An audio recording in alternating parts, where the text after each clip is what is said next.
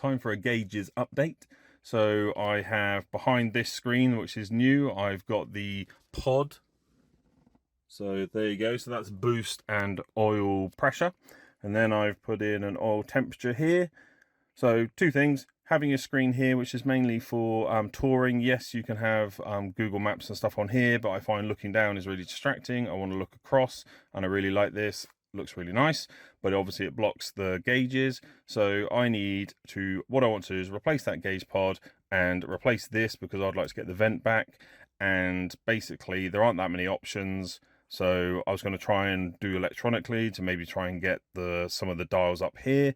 Maybe that'll work in future, but I'm not that great at that kind of thing. So what we're going to do is we're going to fit one of these.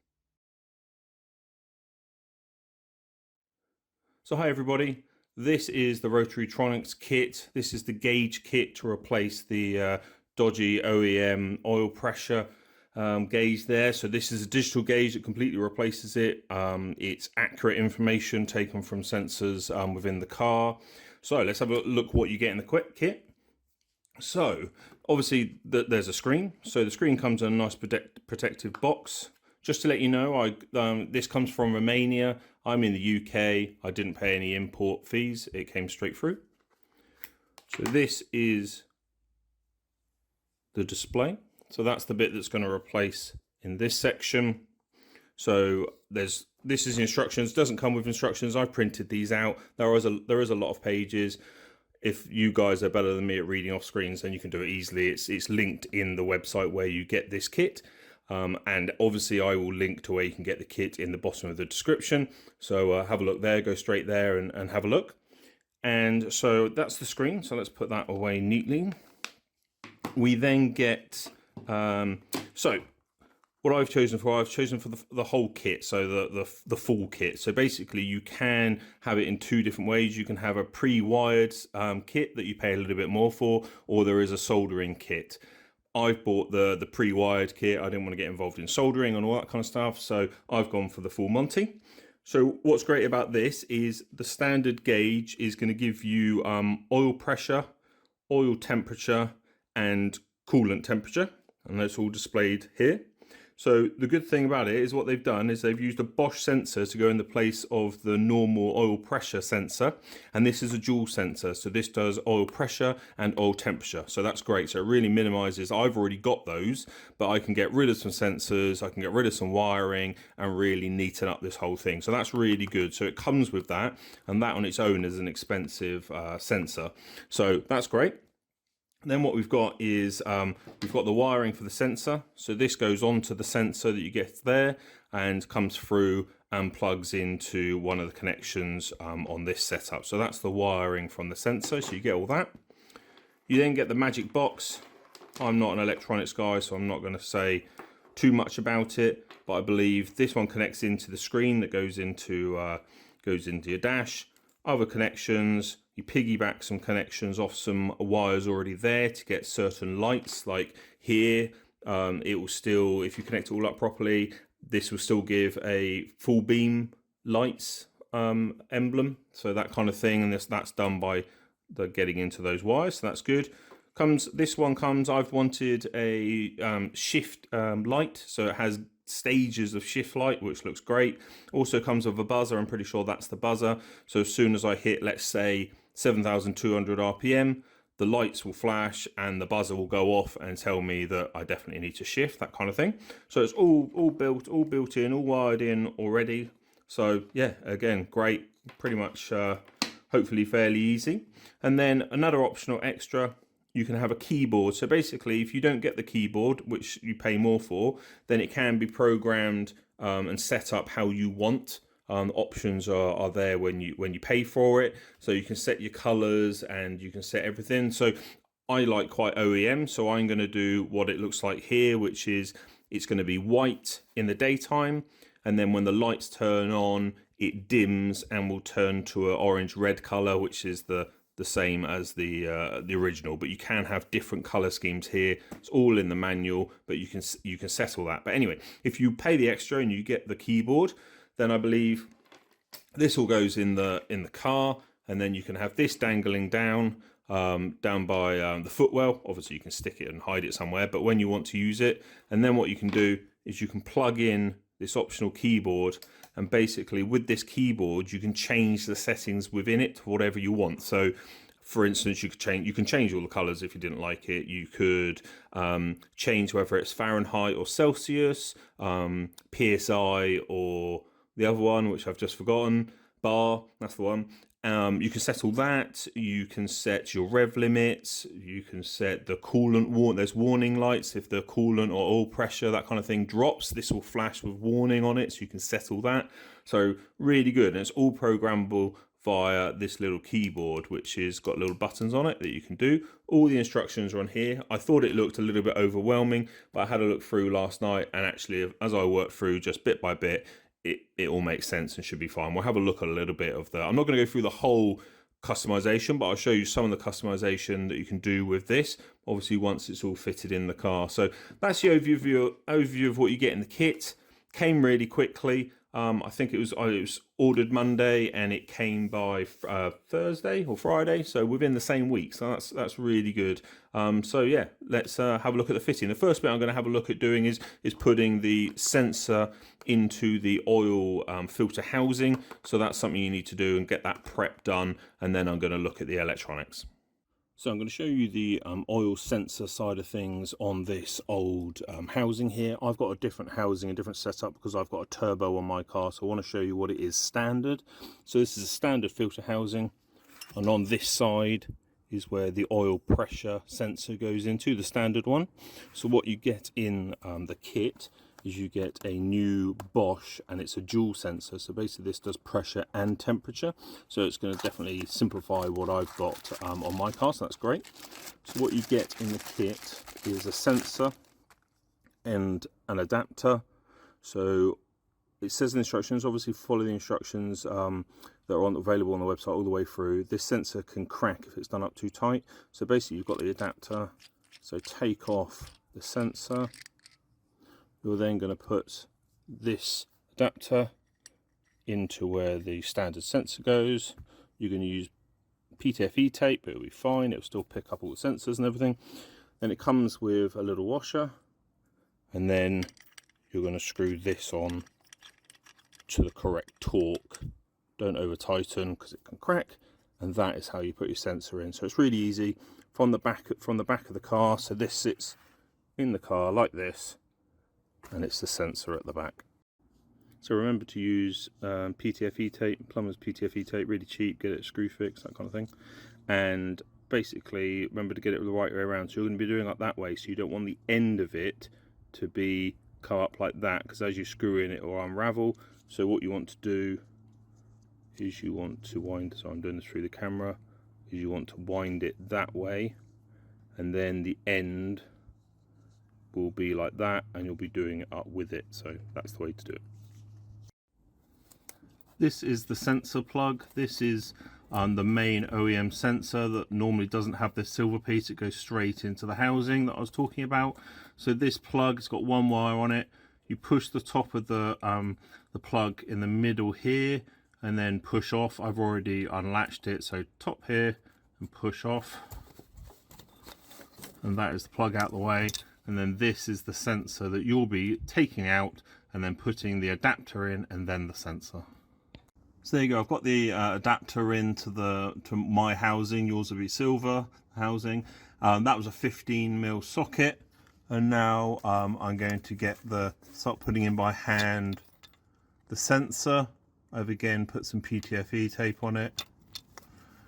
I'm just going to start, sorry for the bad camera work and things, I'm trying to do this while one-handed. So I'm just going to start that. This is a deep 27mm socket. You're only going to want to do it up to 14 foot-pounds, so not that tight. So I'm just going to go and use my torque wrench, but that's how that sensor goes in. So this is your sensor that you've got in. I've dropped the sensor wire down, line it up, should click. There you go, click, and then you push the yellow in to lock it, and that is all in. So your sensor plug, your sensor is down there, feed up your cable at the back. I've run it across the firewall. So here it is. And then I'm just going to push it through where the bonnet release is down there. There's a little grommet, mine's been pushed through already, so I'm just going to push it through there and then into the cabin. So I've got the sensor fitted down by the housing. Now it's time to actually look at the gauge. This top cover is meant to pull off. Oh, that was easy. Looks like it's got a connector. Don't know what that does. There.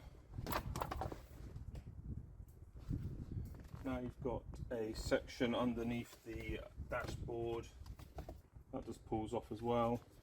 That allows you to get to some bolts underneath this steering shroud on top here.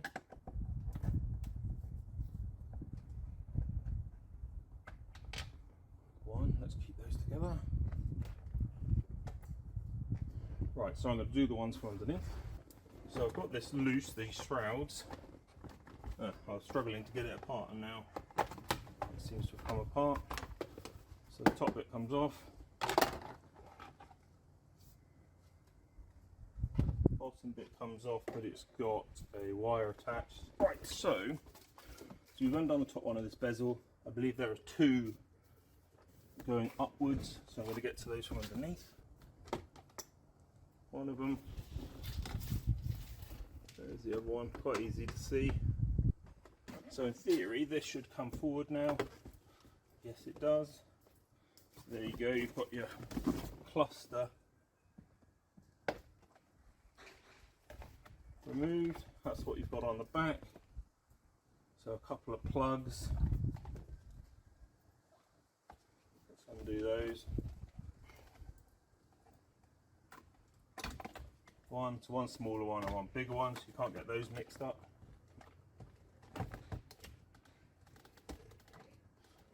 And then all we got is this plug in the middle.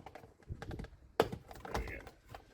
So it's a plug with two tabs either side, so if you push those in it will pull out. And there you go, you've got your cluster out. Now we've got the cluster, we've got 4 screws here that we need to take out to get the back off. So let's have a look. So, oh, it just pulls off, so that bit is easy. That exposes everything behind, and you've then got these little, let's take this little rubber off. That just pulls off. Give that a clean up in a minute. And then it's got lots of these little tabs. So basically try not to break them, because I'm guessing they're going to be quite brittle. And it's going to be quite hard to do them all at the same time, maybe. No, not too bad. Oh, those are all around, okay. So there's one at the side here. Yeah. Another one this side. Feels positive. Let's see how. Are there any others? Yes, there's 2 at the front.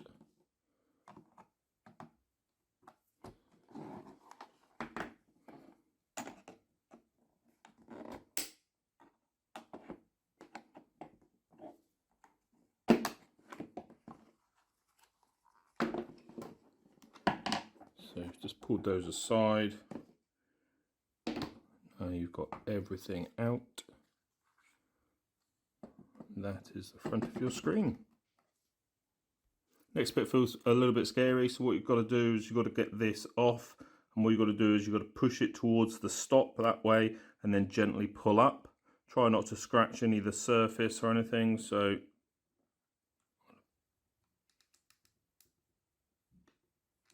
that's scary. Okay. Gently twist the needle past the stop, the instructions say. Oh yeah, it does move past the stop. Okay. And then pull off. Okay. There you go. Wasn't as scary as I thought. So past the stop, then pull up. So that's that bit. So we've now got this back case again, and we need to drill a hole in it to pass the cable through. The instructions say it's not too critical, but it's around about there. So between this center and this arrow,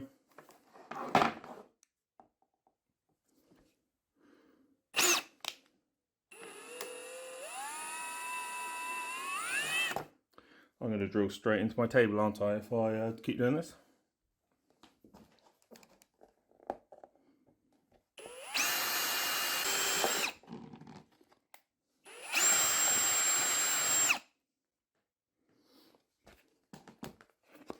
We got there in the end. Let's get a knife to cut this off. But in the instructions it says to do a square. I thought it'd be easier and less prone to cracking if I did a circle. This is the one that needs to go through, and it can go through easily. So just going to clean that up. Next we're having a look at the bezel cover. There needs to be a little groove put in for the wire. So the best I can see from the pictures that there's a little dot here, that's your vertical. Kind of tell by that as well. And from the pictures, this is the little plug that needs to be plugged into. There's only one way it can go, and it's the bigger, the socket bit is at the bottom, so that goes like that. Hopefully, yeah, that clicks in. And then what we've got to do is, it's only rough at the moment, is basically notch slightly where that wire is. So I'm just going to do that. I'm just going to mark it. Don't know if you can see it, but on the back of the LCD there's a little white line that I believe indicates the top. So when you're doing this, you're just doing it by eye, reference that line to the top, see where you need to make this little cutout, and put a cutout. It doesn't say how deep, so I'm just going to do that bit. So I've been working on this wiring slot here. It says to just make it big enough for the wires, and that's how the pictures show it. But if I have it like that, then what I find is that there's a gap around the gauge. I don't know if you can see that. So what I've done is I've made it big enough for the actual little bit of the plug to go in. So the plug is kind of getting the same level as the outer casing, and that is much more centralized. So that looks a lot better. So yeah, so that's good. So I've done that section. So I've just blown out any of the black debris that you might have had. I'm also going to use a bit of window cleaner to clean the inside of these bezels while I can get to them. Try not to leave any proper smear marks, so do check for that. Let's clean those through. Now we've got the cluster back, and we need to basically trial mount this to see how this fits on here. So you've got this circle in the middle that goes on to that main section there. Let me work out what's going on here. I think it goes like that. Okay, goes like that. And then there's a bit of, oh, there we go, that's much better. So there's that little bit, and there's a line there. So I'd say that it's mounting up like that. So now the really scary bit, to actually stick it. And I guess if you get this wrong, you're really in trouble. So like I said, again, there is a slight notch in the top here, and that is what you want to line up with this peg and this line. So let's get the double-sided tape ready. Right, okay. I may go a little bit weird off camera because I really don't want to mess this up. Let's pull that plug out so I don't have anything pulling on it. And then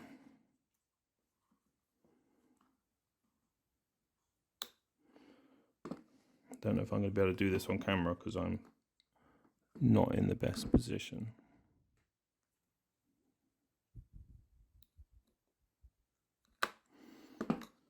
Okay, bear with me.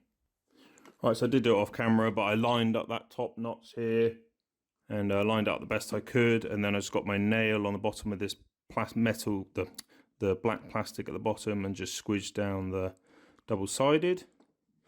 So that's now in. I'm going to take off the screen protector.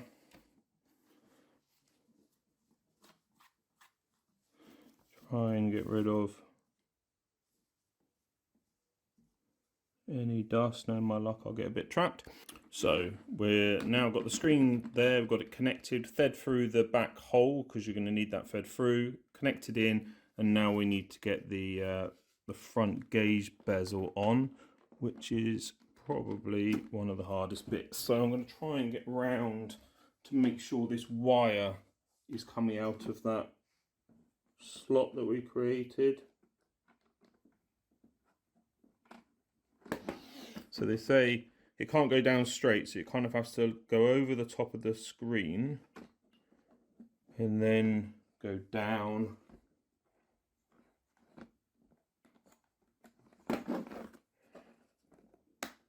So after a bit of jigging about, I could see that this looks like it's level inside. It was getting caught on something. So that's now in. Click back together, and then I'm going to slide that back into this casing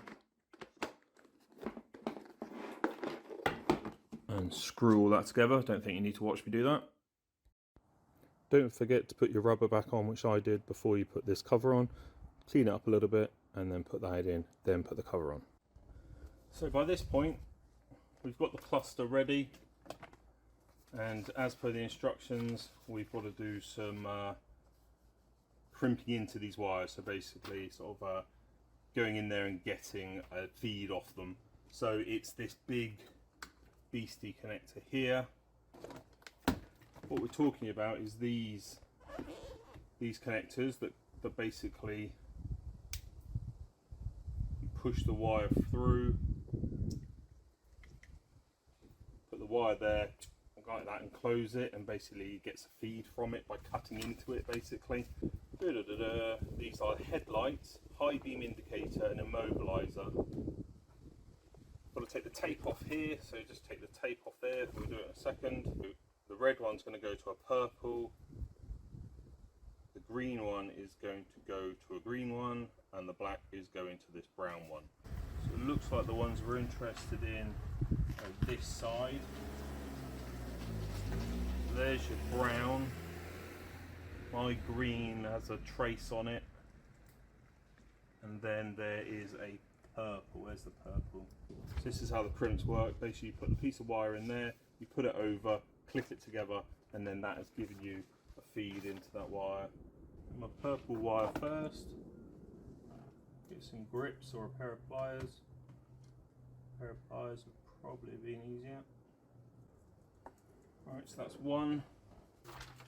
Alright, so let's make sure these are connected up the correct way. Let's get this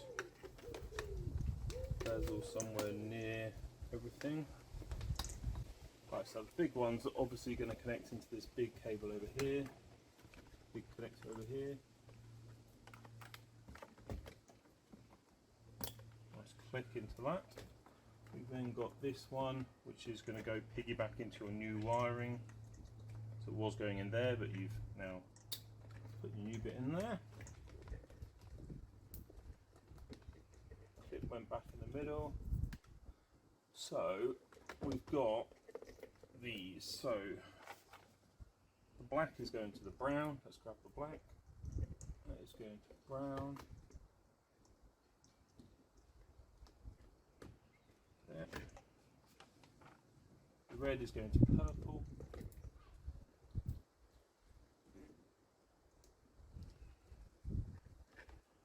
And then the green is going to green.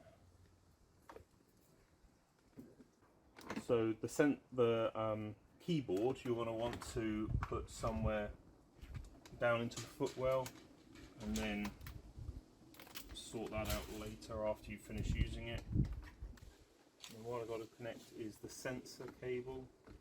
Where did it go? Here it is. So there isn't much length on the sensor. So grab the sensor lead, and he comes down there, so that's a bit difficult. So what you've got to do is you've got the box, there's a little recess at the top of the dash here, and just slide the box into that. Easier said than done. So the dash hooks over the top, and then we're going to have to push it down a bit and do those 2 screws up underneath. Alright, I think we're there. So a little bit of pressure on it and getting into the hole so I can screw up the bottom. Alright, that's the 2 bottom ones. I've obviously got one in the top here.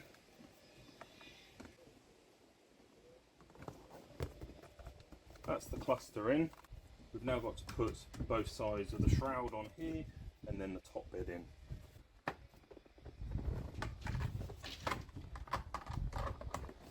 So here it nicely clicked together, and then it needs its bolts putting back in. So that's that. There's one final piece underneath this shroud.